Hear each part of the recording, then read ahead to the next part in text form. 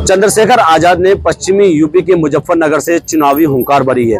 वहीं 2027 चुनाव को लेकर उन्होंने चुनावी प्रचार का आगाज कर दिया है। वहीं पिछले विधानसभा चुनाव में और लोकसभा चुनाव में बसपा का जो ग्राफ गिरा है, उनका जो ग्राफ जीरो पहुंचा है, उसको लेकर पश्चिमी उत्तर प्रदेश के लोगों की क्या राय है, इस पर बातचीत करने के लिए मेरे साथ पश्चिमी उत्तर प्रदेश के कुछ लोग मौजूद हैं। आइए हम बात करेंगे। क्या नाम है आपका? आरम मलिक।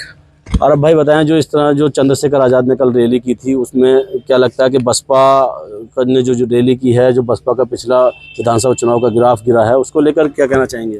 नहीं, अभी तो ऐसा कुछ नहीं है। चंद्रशेखर आजाद जी अभी तो मायावती जी की बसपा पार्टी को अभी तो कोई टक्कर नहीं है।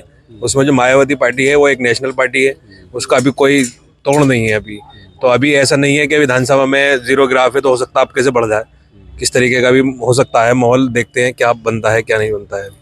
मेरे साथ और भी कुछ मौजूद हैं। बताएं आमिर भाई, जो जिस तरह से लगता है जो चंद्रशेखर आज़ाद ने मुजफ्फरनगर में रैली की है, और पिछले विधानसभा चुनाव की बात की जाए, लोकसभा चुनाव की बात की जाए, तो बसपा का ग्राफ काफ़ी गिरा है। तो क्या जो बसपा में जो खाली जगह है, उसको क्या चंद्रशेखर आज़ाद भर पाएंगे?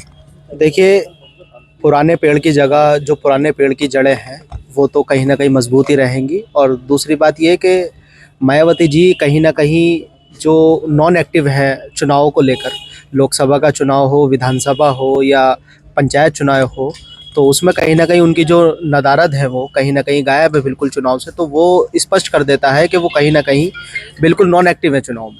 और चंद्रशेखर जी की एक्टिविटी, उनका लोकसभा नगीना से सांसद बनना और उसके बाद क्षेत्र में लगातार रहना, और दूसरी चीज़ युवाओं को जोड़ के चलना, कहीं ना कहीं उनके लिए फ़ायदेमंद साबित हो सकता है। फहीम भाई, चंद्रशेखर आज़ाद ने रैली में एक नारा दिया है, संवैधानिक अधिकार बचाओ, और जो है संवैधानिक अधिकार बचाओ, भाईचारा बढ़ाओ। तो उसको लेकर क्या कहना चाहिए? देखिए, संविधान बचाओ का नारा तो इस वक्त सभी विपक्षी पार्टियों का है। राहुल गांधी से लेकर के सभी लोग इस बात को कह रहे हैं। लेकिन जहाँ तक बात यह है कि क्या मायावती की जगह चंद्रशेखर ले पाएंगे, तो ये अभी तो नहीं लगता है।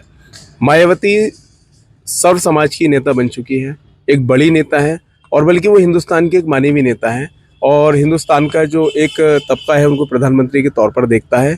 चंद्रशेखर अभी नए नए हैं, लेकिन मुझे नहीं लगता कि वो चंद्रशेखर अभी मायावती जी की जगह ले पाएंगे। वो अलग बात है कि वो थोड़ा सा उठेंगे या जाएंगे वो, लेकिन मायावती आज भी अपने समाज की एक मानवीय नेता है, और वो आसानी से उनकी जगह को भरपाई कर पाना किसी के लिए भी आसान नहीं है। जिस तरह से पिछला विधानसभा चुनाव देख लो, लोकसभा चुनाव देख लो, उसमें बसपा का जो ग्राफ है काफ़ी गिरा है। तो उसको लेकर क्या करें? देखिए, बसपा का ग्राफ गिरा है, वो कहीं ना कहीं मायावती जी की वो इनएक्टिविटी है, इस वजह से गिरा है। लेकिन वो जैसे ही थोड़ा सा आएंगे, अभी हाल ही में उन्होंने बहुत बड़ी रैली की, और जिस तरीके से उनकी रैली के अंदर लोग जुड़े हैं, तो मुझे तो नहीं लगता कि वो दोबारा से जाएगा। पिछले चुनाव से पहले और पिछले चुनाव में अगर हम जाएंगे तो देखेंगे जो उनका कोर वार्डर जो वोट है, कार्डर वोट है, वो नहीं घटा है, वो उतना ही रहा है। इस बार है तो लगता है कि वो चंद्रशेखर आज़ाद जी के साथ ना जाकर के शायद वो बसपा समाजवादी पार्टी के साथ जाए वो, क्योंकि वो इस समझ रहा है कि हमें उन लोगों के साथ जाने की ज़रूरत है जहाँ से हम जीत सकते हैं। मेरे साथ कुछ लोग और मौजूद हैं। फंजा भाई बताएं, जो जिस तरह से जो चंद्रशेखर आज़ाद ने रैली की है, तो क्या लगता है कि बसपा का जो ग्राफ गिरा है, उससे कहीं ना कहीं चंद्रशेखर आज़ाद को फ़ायदा मिलेगा? देखिए, मैं आपको बता दूं, स्पष्ट तरीके से बता रहा हूं मैं आपको कि मायावती जी प्रदेश की 4 बार की मुख्यमंत्री रही हैं, और उनका कार्यकाल भी बहुत अच्छा रहा जनता के लिए। सब समाज को जोड़कर चलने वाली वो एक मुख्यमंत्री रही हैं। उनके शासनकाल में बहुत अच्छे काम हुए हैं, बहुत विकास भी हुए हैं। लेकिन हाँ, बात चंद्रशेखर आज़ाद की कल जो मुजफ्फरनगर में जो रैली हुई है, बहुत अच्छी रैली रही है। युवाओं की जो सोच है वो कहीं ना कहीं मुझे लगता है चंद्रशेखर आज़ाद के साथ है, क्योंकि उन्होंने अपना एक पहली ही बार नगीना जैसी सीट से चुनाव जीतना, अपना आप में एक सांसद बनना लोकसभा के अंदर, बहुत बड़ी बात है। और अच्छी बात यह है कि उनके साथ युवा ज़्यादा जुड़े हुए हैं, हर सब समाज के लोगों को जोड़कर चल रहे हैं इस टाइम चंद्रशेखर आज़ाद। तो लगता है कहीं ना कहीं चंद्रशेखर आज़ाद आने वाले वक्त के अंदर, या 2027 के चुनाव में या लोकसभा चुनाव जो होने, उसमें मजबूत कहीं ना कहीं स्थिति रहेगी। मेरे साथ और भी कुछ लोग मौजूद हैं। अली भाई बताएं, जो जिस तरह से जो चंद्रशेखर आज़ाद ने रैली की है, उसको क्या लगता है कि 27 के चुनाव में इसका क्या रहेगा? आज जो वक्त चल रहा है, वो राजनीति में वही जिंदा रहेगा जो सड़क पर आएगा। बस बहन जी की कमी ये, जैसे इन्होंने सबने बताया, कि इनएक्टिव है, और एक्टिव होना ज़रूरी है।